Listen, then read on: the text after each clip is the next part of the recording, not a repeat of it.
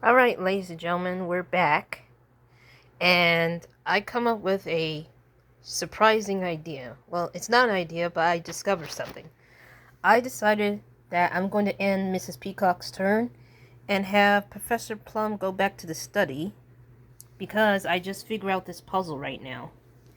You can't see it because with these letters, which I didn't understand, I realized that it's spelling a number instead of the actual number itself.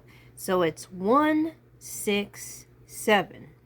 So that means I have to draw this card, 167.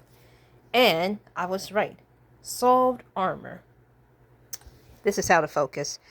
You set the armor back up in its proper place, though no one admits to knocking it over. So I'm going to have to discard these cards right over here because we solved the puzzle. This goes to the discard pile, which is half empty. Let's see what this says.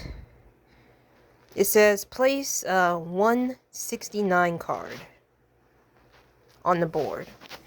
Okay?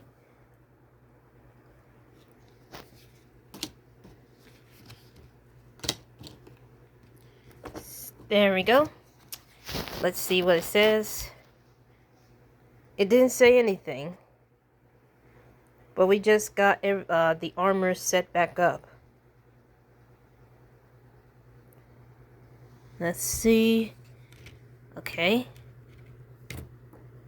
This goes here. Just like that. It looks weird, but okay. And right now it is time to go ahead and let Mrs. Peacock have a turn.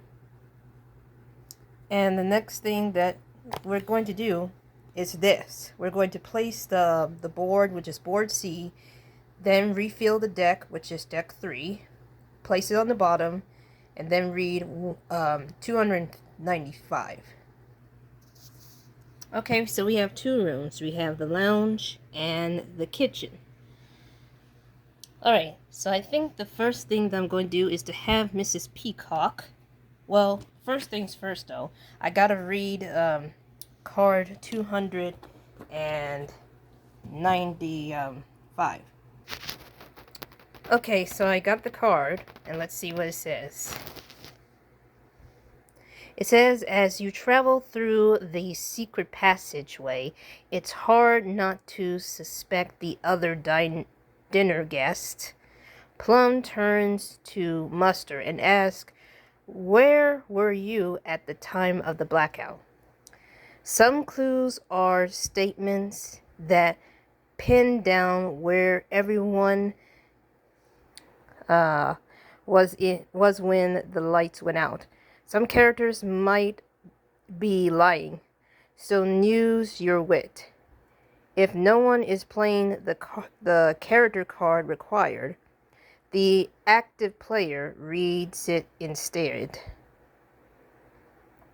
Alright, so Colonel Mustard, I have to read card 296. Okay, here's what it says. It says, after Buddy's completely dishonorable attempt at blackmailing us, I was so angry I stormed into another room. I can't remember if it was the lounge or billiard room, but I was able to speak with one of these fine ladies while there.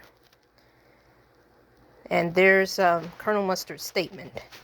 Alright, so I'm gonna keep this, discard that, and we're gonna let Mrs. Peacock go to the, I'm gonna have Mrs. Peacock go to here. I'm gonna have her go to, excuse me, the lounge, which is 340.